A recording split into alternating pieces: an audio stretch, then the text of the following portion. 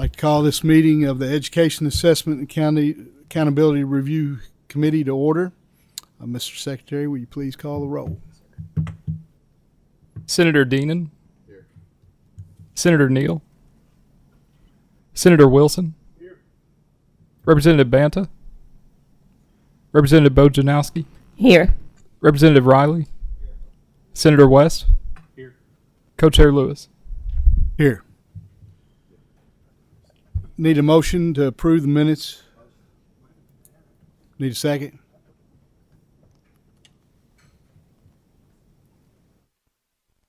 Second. Minutes approved. That'd be good.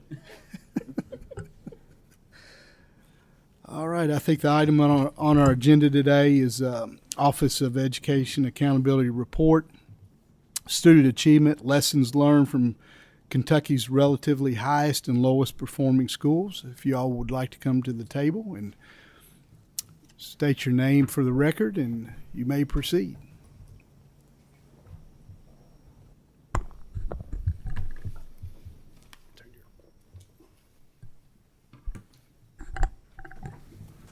I'm Chris Riley, Research Analyst with the Office of Education Accountability. Good morning. I'm Deborah Nelson, Research Division Director, Office of Education Accountability. Okay. Good morning. This study highlights lessons from Kentucky's relatively highest and lowest performing schools relevant to improving educational outcomes for students from all backgrounds across the Commonwealth. The study asks, what are the characteristics of the highest impact schools? These are schools in which students perform far above similar students across the state. What barriers exist to improving student achievement in the lowest impact schools? These are the schools in which students perform far below similar students across the state. And how might existing policies and programs address those barriers? This study finds that the highest impact schools exhibit best practices that are well established in education research and for which guidance and support are available through the Kentucky Department of Education and through other sources. In other words, the study found no surprises in this area. The study did find, however, that lowest impact schools have some common barriers that are underemphasized in the requirements that must be addressed in school improvement planning. These include challenges related to the skill and sometimes the will of local leaders, challenges related to school culture and climate, including student behavior and staff turnover. In some cases, however, challenges related to staff turnover may be difficult to address through local actions alone. This is the outline of the remainder of the presentation. First, I will cover the data and methods used for the report, followed by a discussion pertaining to school spending and staffing. Deb will cover the section on school practices and the conclusions and recommendations. Data in this study were primarily from the 2022 and 2023 school years and were obtained from KDE. To categorize schools, OEA used assessment and demographic data. To analyze the difference between highest and lowest impact schools, OEA used a variety of data. The study also includes site visits to 8 higher and 6 lower impact schools across the Commonwealth. Schools represented various levels, sizes, populations, and geographic regions. In each school, OEA interviewed teachers and administrators, conducted classroom observations, and reviewed data and documents such as school and district improvement plans. We will now review the methods used. School impact was determined by comparing schools' actual scores with a statistically predicted score based on demographic characteristics of the students in the school. Statistical predictions take into account a variety of student and community characteristics known to affect academic performance, such as eligibility for free and reduced price lunch, limited English proficiency, whether a student attends a high poverty school, race or ethnicity, whether a student was homeless, or whether a student moved schools during the year, and the education level of the community. Highest impact schools are those that far exceed their predicted score. while lowest impact schools are those that fall far below the predicted score. As described in the report, this methodology has some limitations that may apply to some schools. For this reason, the report does not identify schools or districts. We'll look now at the way OEA categorized schools. Staff group schools by impact scores into 5 categories, ranging from the highest to lowest. Each impact category contains a full range of schools, from the lowest to highest poverty. As the report shows, that is not the case when you group schools by unadjusted scores. This study focuses primarily on the differences between the highest and lowest groups. Each group represents 14% of all schools. The study seeks to understand what we can learn from the highest group relevant to assisting the schools in the lowest group to improve. As we discuss data in this presentation, we will be referring to existing policies for school improvement. The first are federal policies. Schools identified for comprehensive support and improvement, or CSI schools, are the lowest performing schools. These can include up to 5% of schools in the state, but actually percentages are lower. Most of the federal funding and assistance goes to these schools. A larger number of schools are identified as TSI because they have low-performing subgroups, but requirements and assistance for these schools are lower. Currently, the only requirements and funding for intervention and assistance come from the federal government. In some previous years, Kentucky has added its own categories and funding. Comprehensive school and district planning is the primary mechanism by which KDE might support and monitor improvement efforts in a broader range of schools. CSIPs and CDIPs are annually required plans that are approved by KDE and may be monitored. However, KDE focuses primarily on monitoring plans for CSI schools and a sample of TSI schools. We will look now at the differences in spending and staffing between the highest and lowest impact schools. First, the difference between highest and lowest impact schools was not explained by how much they spent. Overall, OEA found little difference in per pupil spending between highest and lowest impact schools. There were some small differences, however, on how the funds were spent, with highest impact schools spending proportionally more on instruction. Highest impact schools on average spent slightly less on instructional support and school administration. More detail on the staffing differences between highest and lowest impact schools are on the upcoming slides. This slide shows the teacher turnover percentages and the average principal tenure for all highest and lowest impact schools. It shows that the highest impact schools have less teacher turnover and more experienced principals relative to the lowest impact schools. Teacher turnover in the lowest impact schools was an average of 21%, which is 1.4 times higher than the average turnover of 15% in the highest impact schools. Principal turnover is also greater in the lowest impact schools. Principals in highest impact schools stay on average of 6 years, which is 1.5 times greater than the average of 4 years in lowest impact schools. Higher teacher turnover rates in lowest impact schools also result in higher percentages of newer teachers with 5 or fewer years of experience.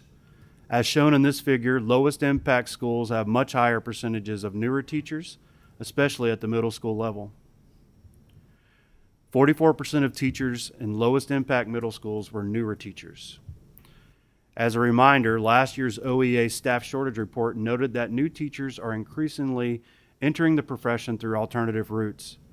Therefore, schools with higher percentages of newer teachers are also likely to have higher percentages of alternatively certified teachers. This slide illustrates stark differences in the existence of very high teacher turnover rates in highest and lowest impact schools. It shows that the percentage of lowest impact schools with very high teacher turnover rates is 7 times greater than the percentage of highest impact schools with very high teacher turnover. This slide shows clearly that very high teacher turnover is an impediment to highest performance. Highest teacher turnover rates are almost non-existent in highest impact schools. As the report notes, some factors affecting teacher turnover are outside of a school's control. These include the proximity of schools with much more competitive salaries, higher performing student populations, and affordable housing. Administrators in 3 lowest impact schools noted that the lack of affordable housing available in their counties. One had recently experienced a natural disaster, and 2 were located in rural counties in which most of the properties for sale were expensive family farms. As Deb will explain in the next section, however, teacher turnover can be influenced by the actions of local leaders to create favorable working conditions.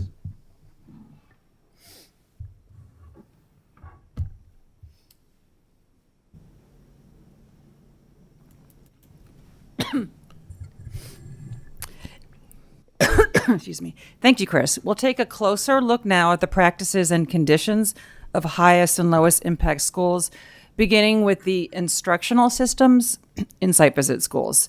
Throughout this section, you'll hear the strong influence of local leaders.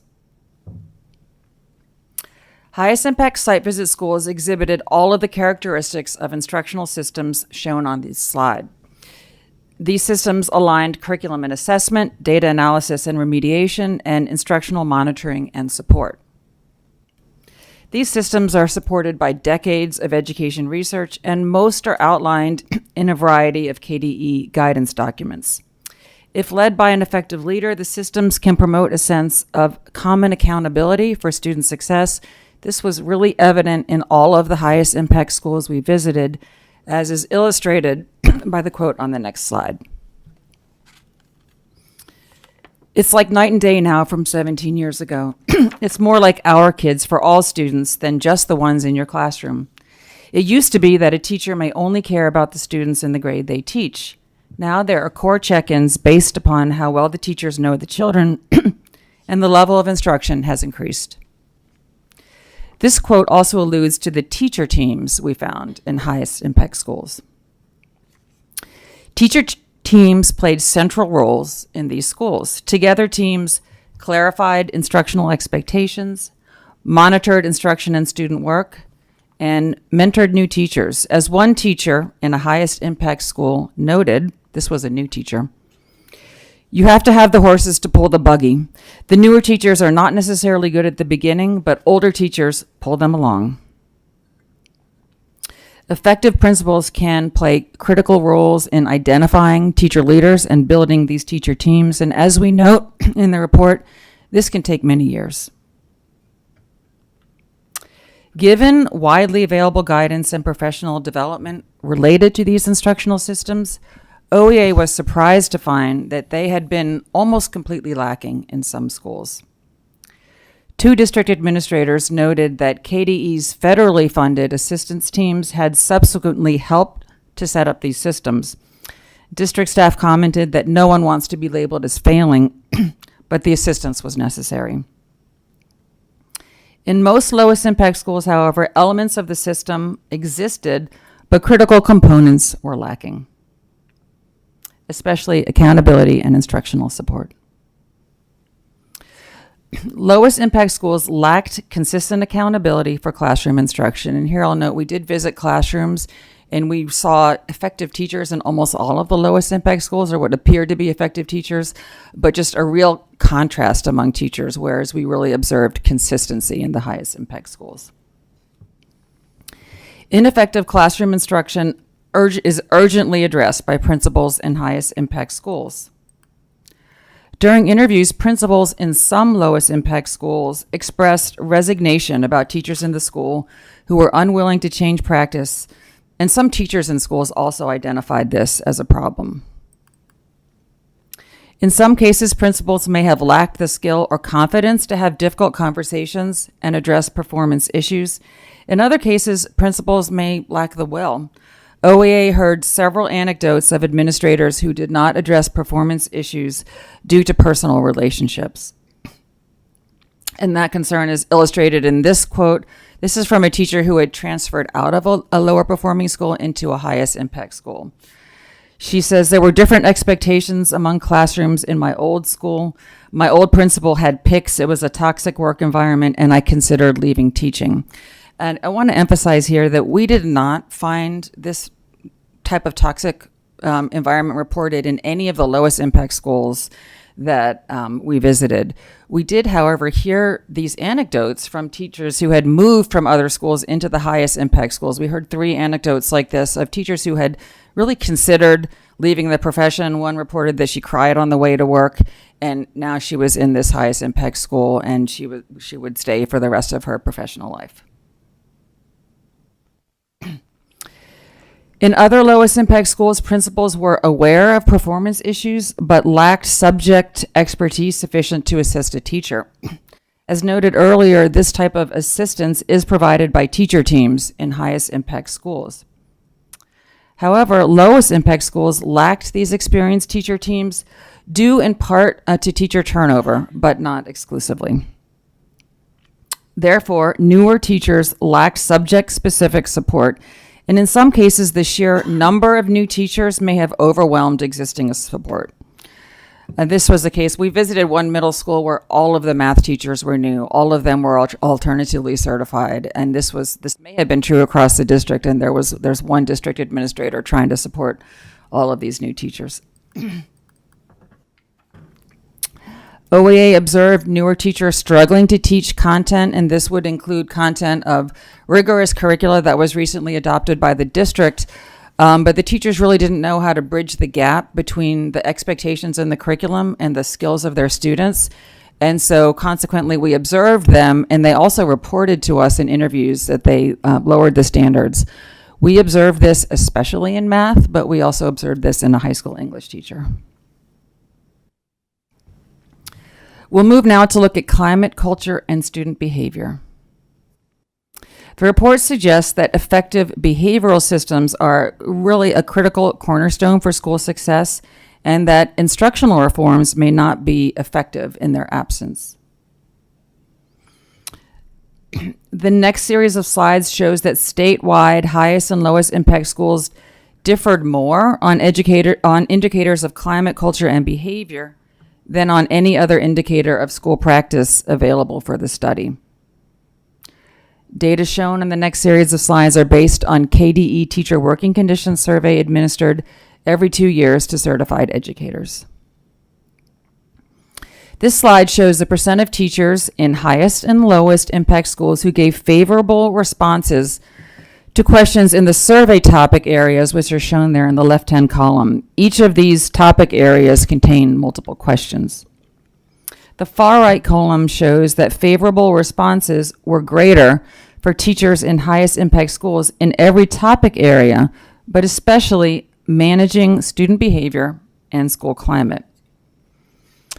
OEA also looked at the difference in favorable responses on all of the over 70 individual questions on the survey, and these questions include questions related to professional development, principals monitoring instruction, teacher evaluation. They include a range of comments, and the report lists the top 10 questions that separate teachers in highest and lowest impact schools, and you'll see that these really give a clue into what teachers are talking about in these 2 top categories. These individual questions separating teachers in highest and lowest impact schools were related to supportive interactions among students, how often student misconduct disrupts learning, and student enthusiasm about being at school. And notice that the question related to student misconduct is sandwiched between 2 questions that address positive relationships in the school. This illustrates the really strong conviction in highest impact site visit schools that those positive relationships are the cornerstone of effective discipline. Before leaving this slide, I'll note that only 50% of teachers in highest impact schools responded favorably to the question about student misconduct. In order to respond favorably, you have to say that it rarely or never disrupts student context. So this means that, disrupts classroom. This means that at least half of teachers, even in highest impact schools, experience disruptions from student misconduct some of the time. Similarly, these questions address students. This is the next series of questions that separated highest and lowest impact schools. And these questions address students helping each other, respectful relationships between teachers and students, and effectiveness of school leaders at developing rules. OEA analysis of student responses on the annual culture and climate survey taken by all tested students are showing an almost identical trend to the teacher survey data. And I'll note that that culture and climate survey that's taken by students also has questions related to teacher expectations, how the teacher cares about you. And as we note in the report, there was not very much difference between the students in the highest and lowest impact schools. Most of them had very favorable ratings. These were the questions that really separated students in highest and lowest impact schools. At the elementary level, these concern students being mean, students being treated fairly, and online bullying. And the questions were similar at the middle and high school level. Site visit data provide insights into the differences in behavioral systems of highest and lowest impact schools. Principals and teachers in all highest impact schools stress the school's emphasis on building positive relationships among students and teachers. And I'll note here, in individual interviews with teachers in lowest impact schools, of course teachers do that. They all try and build those positive relationships. What was the difference in the highest impact schools is that everybody was on the same page. It was really like a school-wide focus. Highest impact schools also noted heavy investment in time and resources to establish and reinforce behavior expectations. We're talking about assemblies after long weekends, reinforcing, calling the whole school together when you notice even the slightest issue, and these types of great investments of time. These practices are recommended by the Positive Behavioral Interventions and Support System, which is promoted by KDE and for which the department provides training. Most of the schools we visited, highest and lowest impact, said that they implemented this system, but we did note differences in implementation. And I also will note, not all of the highest impact schools mentioned PBIS. Some had their own systems.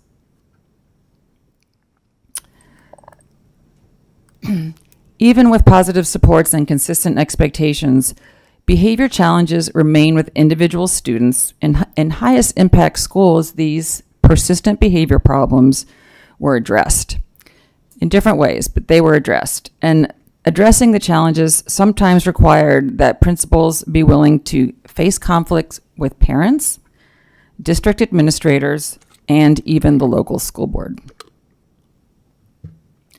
In contrast, teachers in lowest impact schools reported behavioral challenges. They noted that a small percentage of students can really destabilize a school or a classroom. They reported there is often little or no consequence for serious disruptive behavior of some students. In one school, teachers reported low morale, teacher absences, and substitutes refusing to work in the building. These problems were clearly evident in the teacher survey data as well. And I'll just note here, when we met with the principals, we asked, what is the top challenge in your school? And the principal did not mention this challenge as the top challenge. Challenges associated with limitations on classroom removal for special education students were mentioned in a number of interviews. As illustrated in this section, effective leadership can improve every aspect of school life. It affects the instructional and behavior systems already discussed and also impacts teacher recruitment and retention. Highest impact site visit schools were desired destinations for job seekers, and teachers in many of these schools reported reluctance ever to leave the school, even for a higher salary. This quote from a teacher in a highest impact school illustrates this point. The principal is someone we would follow into the fire. We would fight bears for her. We love her. She's right there with us. She supports us in everything we do. All my life I've been looking for this place. This is the place I wouldn't have fallen through the cracks. I'm so glad I'm here. The principal knows what each student may do and how to keep them on the right track. She knows about their lives. It's like we're part of something here. And we'll just pause to note here, it was a real privilege to visit some of these schools, and some of the administrators, as you know, they're superhuman. And as this slide suggests, a principal's ability to create desirable working conditions likely has great consequences for student learning. The figure shows the percent of highest and lowest impact schools that have relatively more or less favorable working conditions based on teacher responses to the working conditions survey. In most highest impact schools, teachers reported more favorable conditions, shown in the light gray bar, and in most lowest impact schools, teachers reported less favorable conditions, shown in the dark gray bar. Finally, related to leadership, the report described leadership practices of higher impact districts in which all of the schools were higher performing. OEA visited 4 such districts. While specific practices in these districts varied, they shared common characteristics. First, district subject and program experts were heavily involved in schools and in shaping a district-wide instructional system by monitoring data in classroom instruction, coaching principals and teachers, leading professional development, and ensuring consistency across schools. And this consistency point is much like what we talked about with the highest impact principals, where they really took seriously if something was going on in one classroom. In these districts, they took seriously if something was going on in one school or even in one subject in one school. And I'd be happy to give you examples during the question period. These districts invested strongly in training of district staff, principals, and teacher leaders. And finally, as with effective teacher teams, district staff had worked together for many years, and most had made their careers in the district. And here I'll note we had a list of questions for district administrators. You can see them in the appendix. We started a meeting. There was about 10 or 12 people in the room, and the superintendent looked at the list, and he wrote one word, and he turned over his paper. So, well, he said, "I'm done." So, well, what did you write? And his word that he wrote was longevity. We'll conclude with a discussion of relevance of the report's findings to existing school improvement practices in the Commonwealth. Best practices are well established, but can be difficult to implement, and they can take many years and sustained attention. The report discusses a number of barriers. Most receive little or no attention in CSIPs and CDIPs. For example, we visited one lowest impact middle school that had one of the lowest behavior survey data in the state, yet its CSIP included really no systematic efforts to address behavior. This was a school that was less than 1 hour's drive from a highest impact middle school that we visited that has received state recognition for its behavior management system. So keep this example in mind when we refer to recommendations that the department might possibly take a more active role in using data to highlight school needs and really connect schools and districts with available resources. As another example, OEA visited one district in which turnover had more than doubled in recent years, but for which no data or planning were evident in the district plan. A teacher turnover really merits sustained attention from principals, district staff, and school boards. All 3 of those levels are really necessary. Yet, as the report notes, teacher exit survey data collection, which was required by legislation in 2023, was limited. The number of responses that districts collected, and over 1/3 of districts collected no responses on that survey. The report discusses relevance of the findings to comprehensive school and district plans, use of data from the KDE Teacher Working Conditions Survey, and assistance options available to CSI schools. We'll begin with CSIPs and CDIPs. These annually required plans are the primary mechanism by which KDE might support improvement efforts in lowest performing schools. They have the potential to identify schools or districts that are struggling in certain areas and connect them with relevant resources. The report notes limitations of these plans to impact barriers identified in the report. First, the plans have a volume of required elements, but require little or no direct focus on the challenges we have discussed. We know that most schools receive little or no feedback on their plans, and site visit data and other sources in the report acknowledge little impact of the plans themselves on school practice. And KDE notes reduced staffing in recent years available for this purpose. Finally, among almost all of the administrators and teachers who are asked to comment on various school improvement policies, the plans are perceived by educators as important in theory, but lengthy, burdensome, inconveniently timed, and some have also reported difficulties with the software. So we talked to a small sample of administrators and teachers in the state. We also cite some other data in the report relevant to this issue, and we believe that it merits some attention.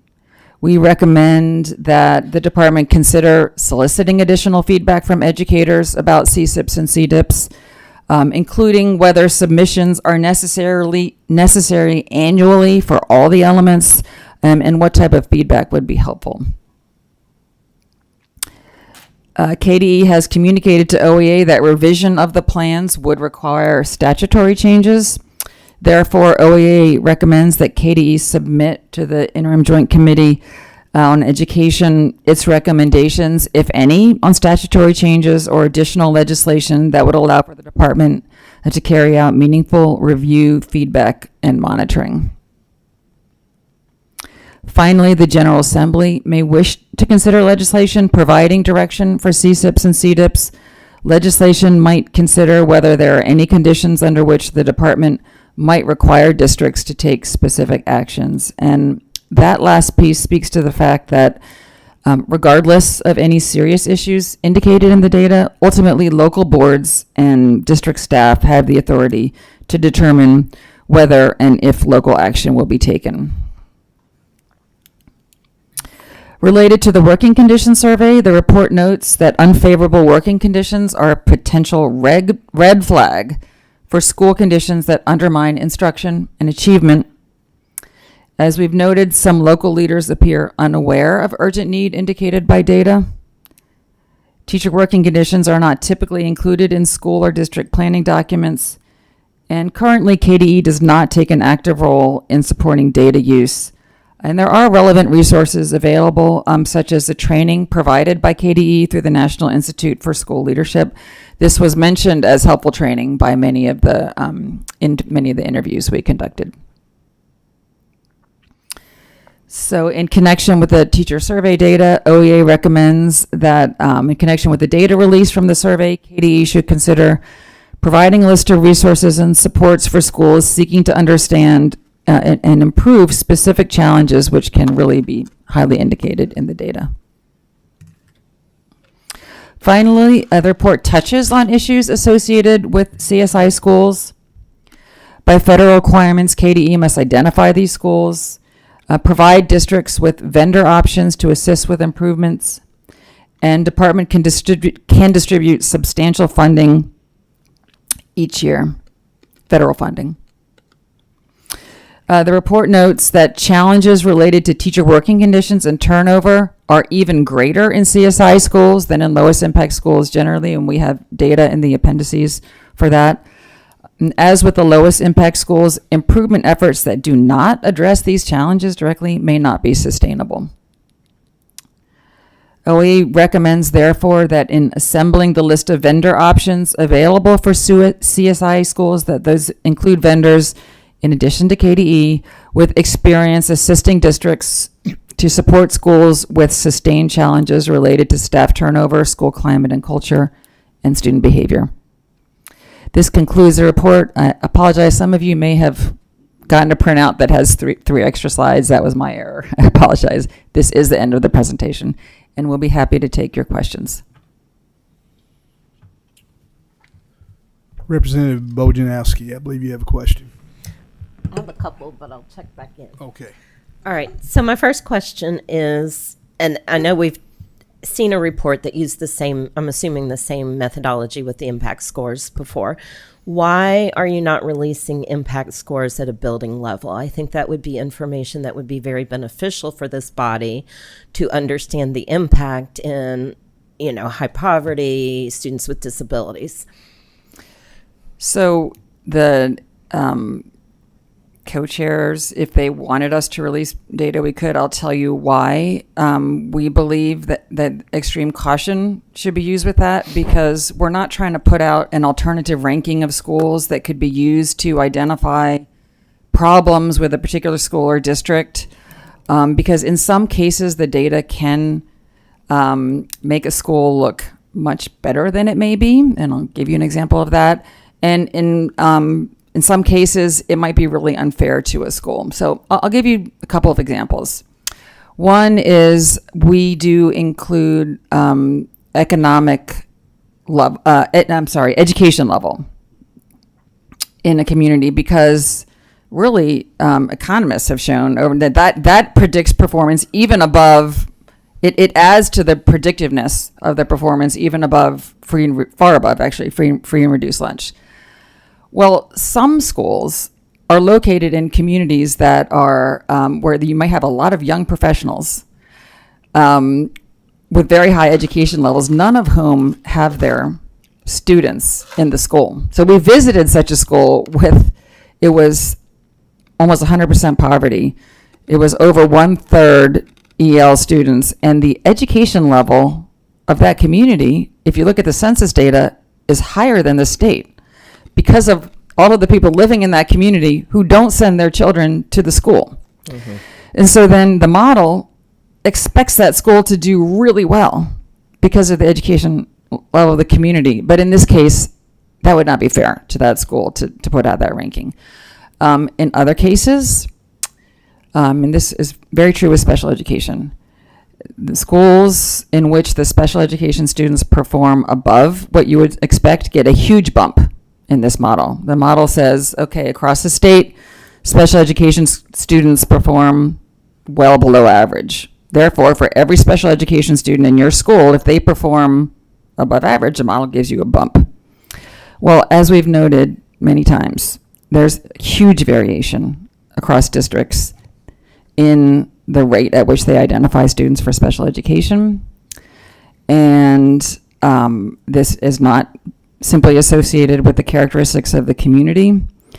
There are some schools that identify at very high rates. The students in those schools actually outperform on regular assessments the non-special education students, which makes you wonder whether such a high percentage of students need to be. And so those schools really popped out. So actually what we did when we were choosing site visits, we did a separate model where we just did non-special education students. How did your non-IEP students, did they also perform above average? And in most schools they did. In most schools, if they were above average on the one model, then the non-special education students were also. But there were quite a few schools that looked really good by the special education model, but not good, or average. Maybe they looked highest by the regular model, including all students, but when you just looked at the non-IEP students. So we did not visit those schools for site visits because we felt like we're not sure what we would learn for this study.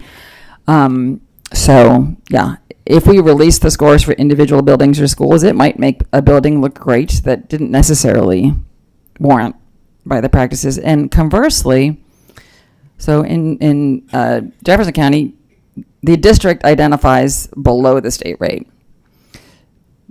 There may be some students in Jefferson County who are not identified for special education who would be identified in another district.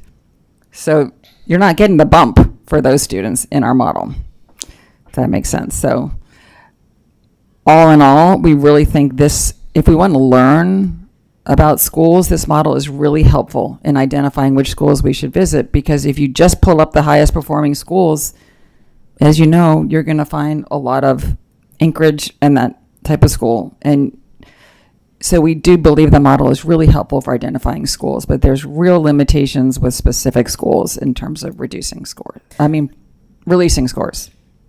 I think that's really helpful. I'm a special education teacher, and if we get those kids to move, I think that's worth celebrating, and even if it skews numbers. I also think our current accountability system can be highly problematic in that it's also skewed by education of parents and wealth and SES. And so I think that this would just provide us another data point to evaluate schools. If I could ask one more question. Go ahead. So you mentioned that in the higher performing schools, persistent behavior challenges were addressed. Do you have any specifics on how buildings address those behavior challenges? So they're really different. But so one school that was a PBIS school and had been doing really well with its behavior, after COVID, they had like a greater number of challenges. And so when the students came back into the building, the teachers were reporting to the administration that, you know, all of our normal things that we do to reinforce behavior and all the things that we did before, we're having a greater volume of students that we need you to pay attention to. They didn't have the staff to be, you know, taking these kids out, talking to them, doing whatever they would do. And so they hired, I think they got a grant from KDE to hire an additional person to really handle all of those behavior issues. So that's what one school did. That principal we quoted, that the teacher said they would walk through fire. This was a very interesting situation. This was a very poor district. The middle school was, you could throw a stone and hit the middle school from this high school. The middle school had real behavior challenges that the principal had left in the middle of the year. The high school did not. And the teacher said the students come from the middle school into the high school, and within 2 weeks they're with the program. This is the superhuman principal who she met with every single student and it's a smaller school also. Every single student that came into the school, and she found out about them, what their interests were, what their challenges were. She told them, we're right here for you. We're going to take care of every challenge. They had her cell phone. They called her at like 11 o'clock at night when they had, it was unrealistic expectations really for a principal. And she let them know, 3 strikes, you're out, you know? And so that reduced the problems. She did have, like, you're suspended. Then there was a student who it was drug related, and then she felt, and this was rare, that she needed to expel the student, and the board policy allowed it. The school board did not want her to expel the student. She just went before the school board and said, you know, full stop. This is how I protect all the rest of the students in the class. I'm not saying what's right or wrong, but that's how that principal handled it. So it was really different in different schools. Senator Deneen. Thank you, Mr. Chairman. During your presentation, you discussed teacher workforce makeup in some of the highest and lowest. And you made reference to some of the, for example, the middle school with all alternatively certified teachers in a math particular area. I'm curious, in the highest performing schools that you visited, did you come across extensive training programs for new teachers as compared to the lower performing schools, especially in those areas such as alternative certified teachers or just rookie teachers? So the training program, the training programs, and we did ask about legislation because districts are in process of setting up the, formal mentor programs. Mm-hmm. Really, the way that it worked was the teacher is either helped by another teacher in that subject area. I think it wasn't so much a program as it's just understood. And we saw alternatively certified teachers who had become teacher leaders within 3 years because they were, they got to that level very quickly. But I would say it wasn't really formal training programs. It was really the presence of these very experienced teacher leaders who were paired. And the ratio of experienced teacher leaders to new teachers is much greater. I think I got that equation right. In the highest impact schools, they don't have as many new teachers and they have more experienced teachers. So they they're able to pair them. So if there's if the teacher was struggling with behavior, they might pair them with one, and if the teacher was struggling with content, it might be another teacher. So it was, I think, a little bit more flexible that way. And then here also, when I talk about the higher impact districts, sometimes you may have a lot of turnover and don't have those teachers in the school. And that's where we saw a situation where then the district administrator is coming in and helping the math teacher. So maybe there wasn't someone at a school that the principal felt was really like had the skills to bring that alternatively certified teacher up. But we observed one, I think she was in her second year or third year, and she looked like an experienced teacher, and she had been assisted by a district coach who came in. So it's kind of where the resources are, but I think having that focus at the district level really helps. And this is a challenge for smaller school districts, because Yes. when you have a lot of turnover in a smaller district and you have a small district staff, and that's where, sometimes there may be nobody at the district, and they're going to have to look, and we didn't talk a lot about the cooperatives, but those higher impact districts are really using their local cooperatives a lot. That's something they could be used for. That's something a school board can pay for. We did wonder sometimes whether there was sufficient attention to that in some of the districts. We interviewed one superintendent who said, well, yeah, we're struggling in these areas. We really need help. And, it's not our job to talk about what we hear in other districts, but that district was sitting on a pretty big fund balance.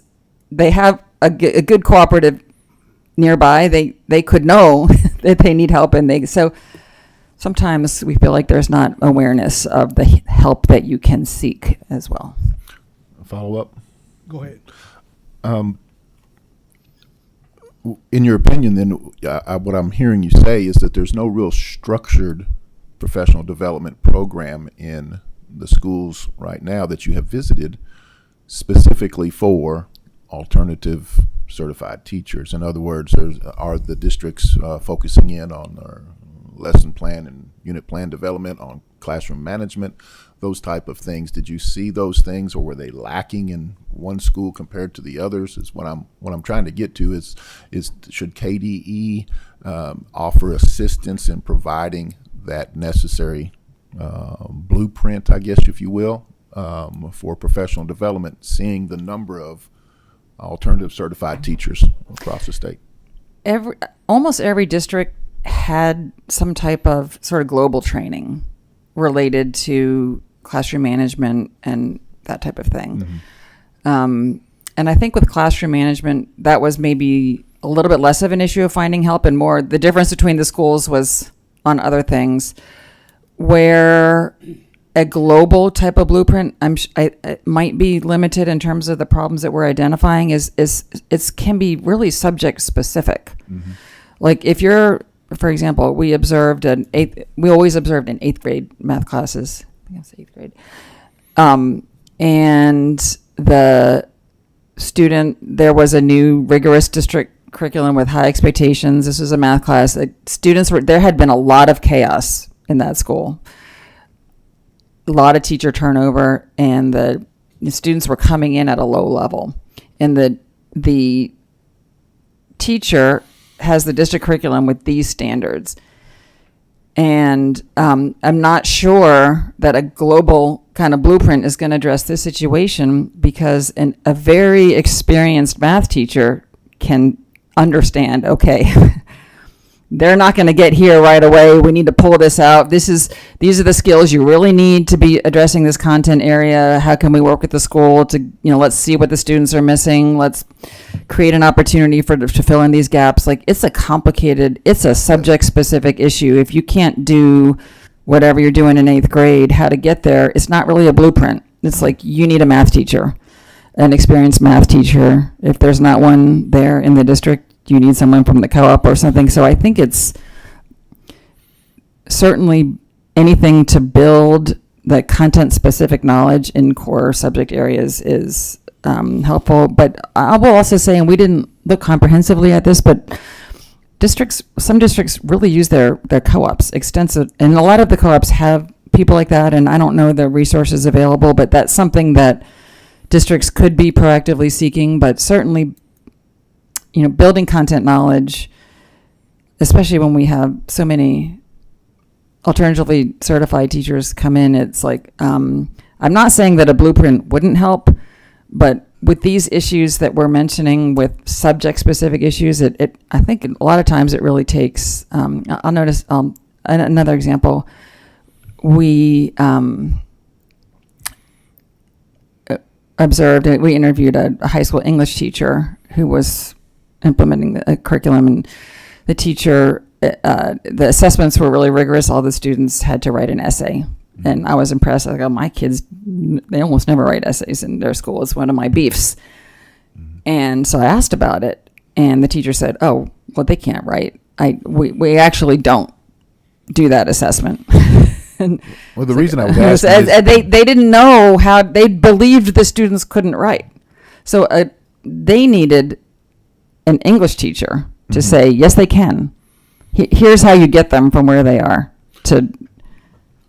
The reason I was asking is we used to have K-TIP program for young teachers, and in this scenario where we have some alternatively certified teachers, some schools are still doing something similar to K-TIP to bring about those skills and to develop those young teachers, and I see that as definitely an ongoing need. So I would look for more information on how good schools and high-performing schools are addressing those issues so that they can share those with some of the lower-performing schools. So, thank you. Co-Chair West. Thank you, Mr. Chairman. Thank you for the presentation today. I'm sitting up here thinking this may be the most impactful report that I've seen since I've sat on this committee. You've done great work. A lot of the stuff in the report is common sense, like a small percentage of students can destabilize a whole classroom. Like, we know these things, right? I mean, but I like how you get in the weeds, and we're trying to find out why, and there's no one answer. It's really school specific a lot of times, but there's been a lot of, well, you've done so well that I'll warn you. I've requested that Lauren reach out and that you all present in Senate Education when we come back in January. A similar presentation that you're making today, because this report hits on all the stuff we're dealing with. Leadership, discipline, CSI, TSI, and all that. So we've talked some about discipline. I'm not going to focus on that. I'm going to focus more on the leadership issue.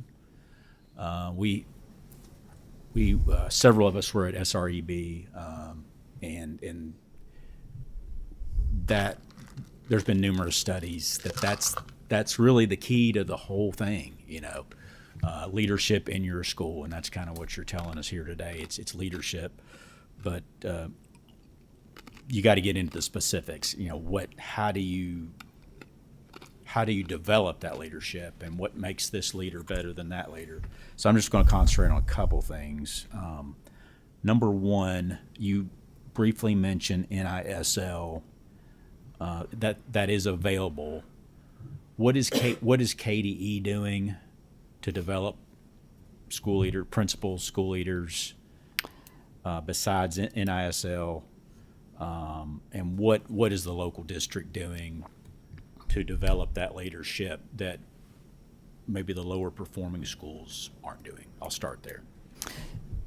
So I'm not sure we asked that question of the department specifically, so I will probably leave out something, and I'm sure they can provide you with a longer list.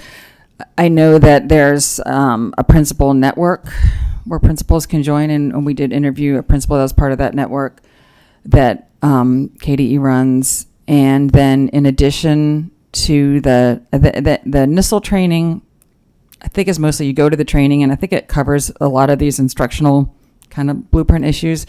I think KDE does have some cognitive coaches that are available, and some of the issues that we mentioned, and I want to stress again, nothing in the report is suggesting that you can look at a low score and assume that there's a deficiency in leadership, because there's so many levels that affect it.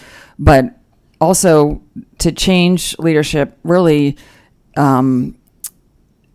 sometimes it can just be really getting into those day-to-day emotional issues, and we have some examples in the report. And there are certain things like middle schools, that's tough. And we have a quote from a middle school principal saying, "I'm sitting up here at this leadership training, and I feel like it's a waste of my time." Not KDE, it was actually a district leadership training. "I'm sitting up here at this leadership training, and I'm feeling like it's not helping me at all. I'm getting texts from my school about we just caught 3 kids vaping. I want a middle school principal who's walking in my shoes, who's effective to help me." And I don't know how you do that, but that idea of just making more level specific to specific problems, that was mentioned. But anyway, in regards to Katie, the cognitive coaching and that principal network, I think it's called the P3 network. They also, and I hope, Katie, you will correct me if I'm wrong, have adopted, I think, some new principal standards or worked on the state has adopted that are recommended. That's what I know of. So just to drill down a little bit on that. So did you see that the higher performing schools were doing more of this training, and these principals were taking advantage of this, and maybe the lower performing schools weren't doing as much training? Did you notice? Are you talking about the KDE training? Or any training? Let's just say any quality leadership training. We found equal numbers of highest and lowest impact administrators who had participated in the training. So the training wasn't the silver bullet, is what? Nothing is this. Right. Wish we had the silver bullet. The training was reported as helpful. I think when you get back into the building and you get down to, there's a group of 4 teachers who can really make your life difficult if you're going to cross them. And maybe there's not a lot of teachers in the county to replace them if you decided to. That's something that is very difficult. I think it's kind of, and in those higher impact districts, that's the type of thing they have someone from the district who's going to be working with the principal on that issue. They're not alone. So it's a combination of more global training and then very specific, kind of like with the subject specific with the teachers, a leader who understands what that particular principal is going for. So that leads into my second question, if I could, Mr. Chairman. I know I'm spending a lot of time here, but you hit on my second question, which I was going to go to next, and it was regarding what tools you have the leadership training, but once you've trained the leader, do they have the actual tools that they need to be a good leader, right? And so, for instance, suspensions, expulsions, having some level of control over removal of a teacher or disciplining of a teacher, kind of across the board. What was your feedback on, in the lower performing schools, what comments did principals have on, do they have the tools needed to make the changes that need to be made? Was there, for instance, so I'll key on an example that you brought up. So, that principal, that high performing principal, went to the school board and had to basically beg to allow the board to allow her to expel an individual involved in the drug trade or whatever from their school. To me, that's common sense that person would be allowed and that would be approved. That's an example. Do these principals have the tools they need? It depends on the district. It really does. And so this is such a big issue. Yeah. Specifically, is there anything the legislature could do? Is there anything we're doing to hold that up or to stop? So that's why we did. It's such a complicated issue. We really didn't want to just speak beyond what we know on it. We identified it as a challenge. We definitely, I think we have in the report an example of special education teacher who felt emotionally and physically unsafe and was begging for assistance from the district and was ghosted by email. And the district response was to send in a consultant, several weeks later to recommend that the teacher be more positive with the student, type of thing. And so we did hear that, but we didn't do enough work in this report to really talk about what the General Assembly can do. But it's a serious topic, and that is why we requested an additional year to look at it. Thank you. Thank you. I guess I'll finish up. I have more statements probably than questions. First of all, I want to thank you all for presenting this, because we could take, oh yeah, we do. Oh, who else? I'm not going to, Representative Riley doesn't get to talk today. I asked him not to ask any questions before the meeting started, so we'll go ahead. I don't really have any questions. I've got some comments, and I'd be glad for Dr. Nelson to respond if she wants to at the end. Thank you for all this data. Thank you for this information. As Central West said, this was very well done. There's so many other variables to all of this that you can't even get to. Mm-hmm. You're right. How much are parents involved? Is that involvement positive or negative? That's a big part of what the culture of a school. You mentioned earlier something that Representative Bojanowski said, and I'm assuming this is in an urban area where an affluent neighborhood, but yet the school was still poverty-ridden, primarily because they were sending them probably to private schools. So that school was losing the best pool of students that it could have because they were being sent elsewhere, or the best possible pool of students, because there's no definite variables. And yet the school is being judged based upon things that are kind of out of their control. Some schools have a reputation of being very good with special needs students, special ed students. And with open borders bills that we have and everything, they now get an influx of special needs students, which also can have a great impact on what happens to those schools as far as their performance is concerned. So there's so many variables in that. I think another variable has happened, and Central West asked, what we could do and maybe some things we could look at. I talked to a person yesterday that was as a retired public school teacher who is now teaching in a private school, as many people do when they retire.